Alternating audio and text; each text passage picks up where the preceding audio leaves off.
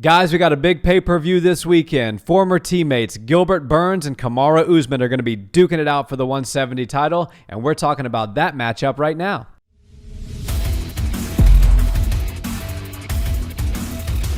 What's up, Barnhill family? Welcome back to the channel. Yo.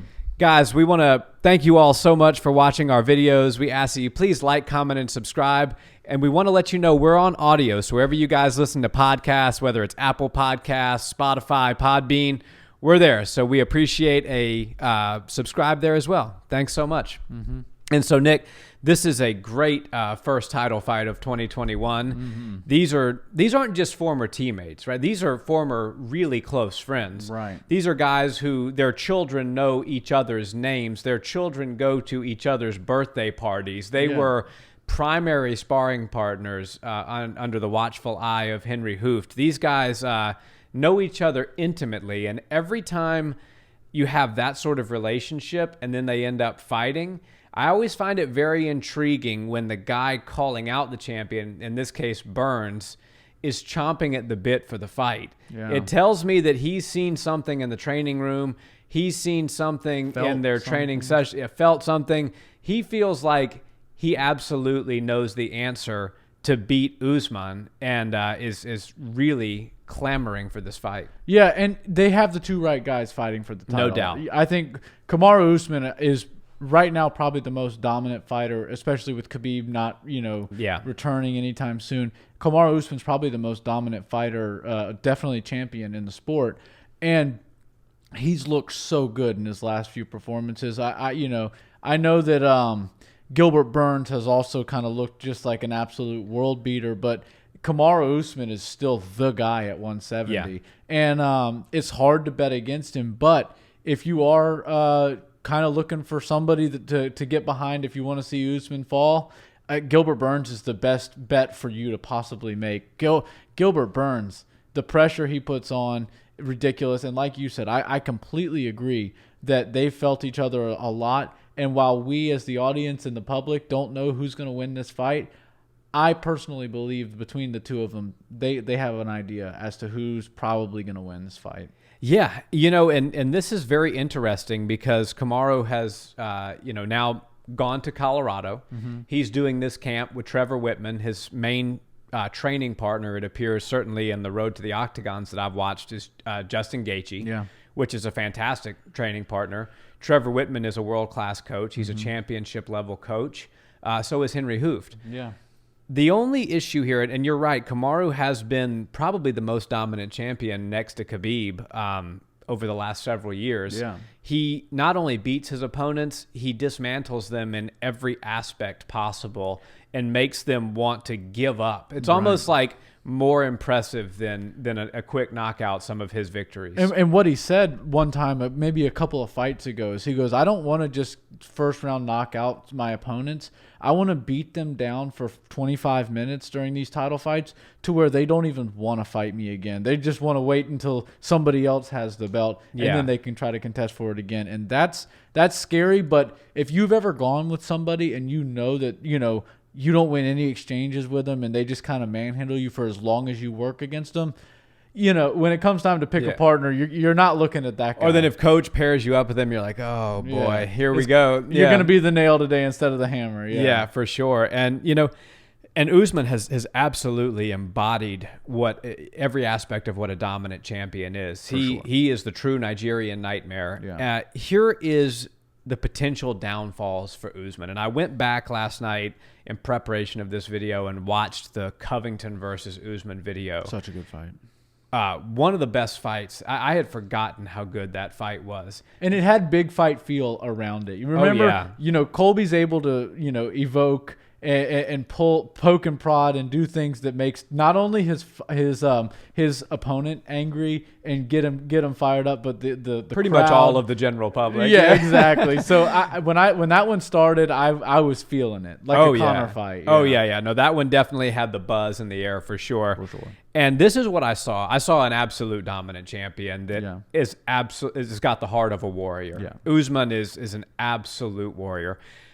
What I saw that I think could potentially be exposed is his lack of head movement. Mm-hmm. And when you saw a lot, and we know that Covington doesn't throw very heavy. He throws a lot of volume. He throws at 50 to 60, sometimes 75% shots. He'll pepper in there, but he throws hundreds upon hundreds of shots. Yeah. And some of them are very precise and very technical, but some of them in that fight he did get a little sloppy and a little loose with. And some of them even still landed. Some shots that he threw that was not the most technical, not the most properly placed shots, still found their way to Kamaru's face. And they probably shouldn't have. Yeah. And so Gilbert Burns does not throw shots at 50 to 60%. Gilbert Burns throws shots at 100%, trying to knock you out. Just look at the Tyron Woodley fight. Mm-hmm. Gilbert Burns is an animal. He doesn't throw the same volume that Colby throws, but he throws with bad intentions every time he lets a hand leave his face. Yeah. So Kamaru has to watch out, and he's got to implement a little bit better head movement. He can't take as many shots to the face from Gilbert as he could from Colby. Yeah. And so he's got to address that. The other thing is Trevor Whitman, while he's one of the best coaches in the game, he is a very intricate and complex coach that takes a while to get your groove going. Yeah. Look at Justin Gaethje. He's been there for a while, and now we've seen an absolute striking prodigy come out of him against Tony Ferguson. He's learned the system. Yeah, he's learned that system from Whitman. But Whitman, by his own admission, says, my system takes a while to learn. Yeah. So what we're doing with Kamaru is we're letting Kamaru be Kamaru, and I'm just trying to make little tweaks. Yeah. Now, Gilbert Burns he's at home base. He's in his bread and butter. He's at Sanford MMA with Michael Chandler every day. He's with Henry Hooft.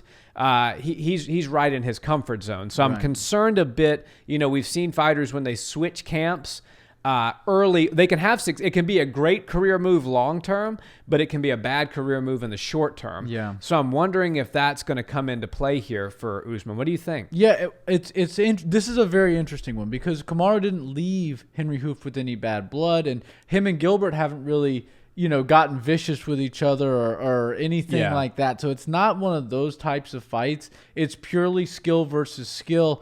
But the one thing that it sticks out to me, and the reason I'm not fully leaning towards Gilbert Burns to win this fight, but I feel good about his chances, are the fact that Kamaru Usman has been working with him and all the bodies at his gym for a long time. It's kind of like a football coach going to a new team and leaving his playbook behind at his old school, and then going in and having to play that team. They know exactly what he wants to do, and I'd venture to say that the looks that Gilbert Burns is getting from somebody like a Michael Chandler and some of the other bodies that he has in that gym that are familiar with Kamaru is a little bit more similar to Kamaru's style than Kamaru getting looks from Justin Gaethje and the people they have up there who haven't trained with Gilbert Burns. Yeah. And while Gilbert Burns and Justin Gaethje are both very good wrestlers or grapplers, they are two completely different grapplers. Yeah. One's a wrestling heavy guy that really has no business on the ground with a high-level Brazilian Jiu-Jitsu black belt. We saw what Khabib did to Justin Gaethje, and I'd venture to say that Gilbert Burns is far better a submission artist than Khabib even.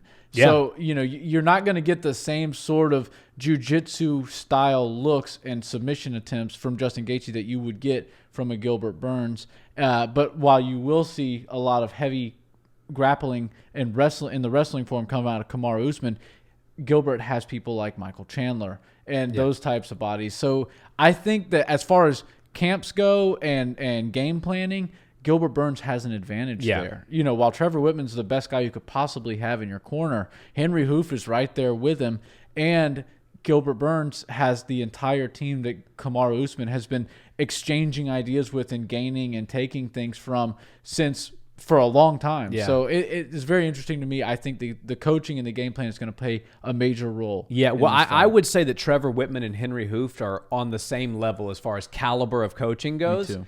Here's the problem. Trevor Whitman hasn't spent hundreds, if not thousands of hours in the training room watching Gilbert Burns train and picking up all the bad things he does, because that's where we all make our mistakes.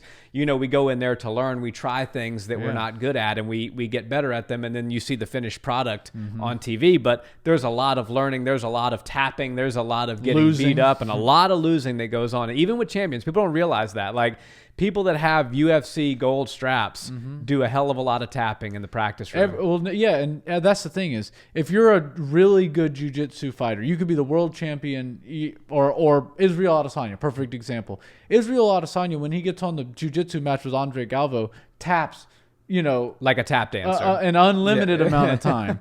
But nobody can beat him in the striking realm. But that's the thing is, the game never switches to where you're 100% of the time the hammer, because you can't spend enough time on all the disciplines to be the best in every gym at all disciplines. So that's the one beautiful thing about this sport. And circling back to what you said about Burns being a better submission artist than Khabib, that may sound crazy, but it's actually backed in evidence. He's a multi-time world BJJ champion. He was the Brazilian national black belt champion, which if you don't know what that means, that's like saying that you have the fastest 100-yard dash in Jamaica. Right. If you're the Brazilian black belt national champion, you can just go ahead and crown them the world champion as well, with a few exceptions. Yeah. But if you're the fastest runner in Jamaica, you're the fastest runner in the world. There you go. And so, Gilbert Burns, it's not as simple as, if Gilbert tags Usman can go to the wrestling and take him down. And yes, Usman can take Burns down, and I think he probably will in this fight, believe it or not. But, man, you take a guy like Gilbert Burns down, you've got a multi-time IBJJF black belt world champion and Brazilian national champion on the ground. That's not like you haven't taken yourself to a safe zone at that point. He's a serious threat from the bottom. Yeah. And then he can reverse and get to the top. And I think there's going to be some really cool grappling exchanges in this fight that are going to turn into scrambles. You're going to see some cool, dirty, I don't want to call it dirty boxing, but dirty striking take place in these scrambles and exchanges. I think that Gilbert Burns is going to be a bit of a headhunter in this. I think he's going to go try to take out Kamaru, because he knows Kamaru doesn't move quite as well defensively as a lot of Gilbert's former opponents. This one screams fight of the night for me, which is usually during a title fight and a main event fight. It's not that way, but this one's going to be crazy. Yeah, and I know we've talked a lot about the plus, the positive things that Gilbert Burns has in his favor, but I don't want to sound like I'm necessarily picking him to win this fight. I still believe that Kamaru Usman is the most complete mixed martial artist on the planet right now, truthfully. And if he can go to Trevor Whitman's, be in a new environment, completely on the other side of the country, he's not in sunny Florida, he's in snowy Colorado, and he can work with a new coach, work with new training partners, and then come and beat his former training partner, that speaks levels. Then we really have to start putting Usman in the conversation of the best mixed martial artist on the planet right now, if he can get past Burns. And I think he can. I'm leaning towards Usman to win this fight. I believe that the upset can be made. I think all the recipes are there. I think the explosiveness of Burns, the experience, the fact that he's in his hometown with his old training partners, with his coach of many years. I think all things are aligning for an upset here. But at the end of the day, the guy standing across from you is Kamaru, the Nigerian nightmare, Usman. The baddest dude at 170 on the planet, for sure. And like you said, most complete fighter right now. Toughest night out for almost any divisions, fighters.